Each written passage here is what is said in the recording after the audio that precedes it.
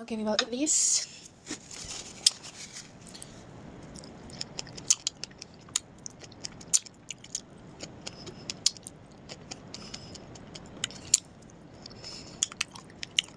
So good.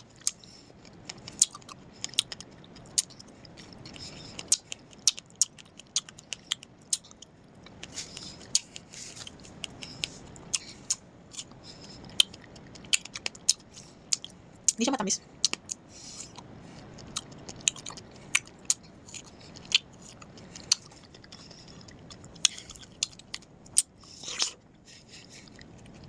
Pineapple. So delicious.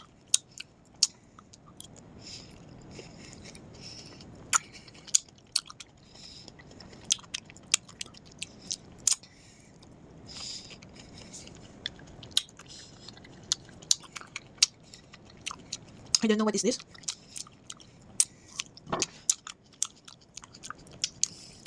What's this?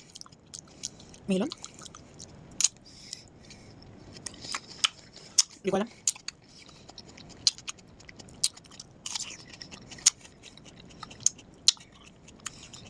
Parang melon din to. Itong melon. Ito hindi ko alam. Pero parang melon din. Itong melon gusto ko to sa ano. Sa halo-halo. May natira pang isang blueberry.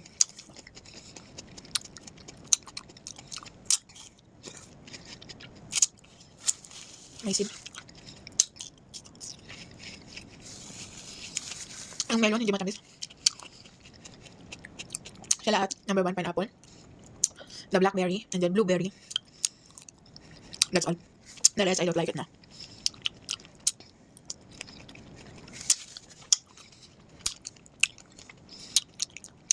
Oh.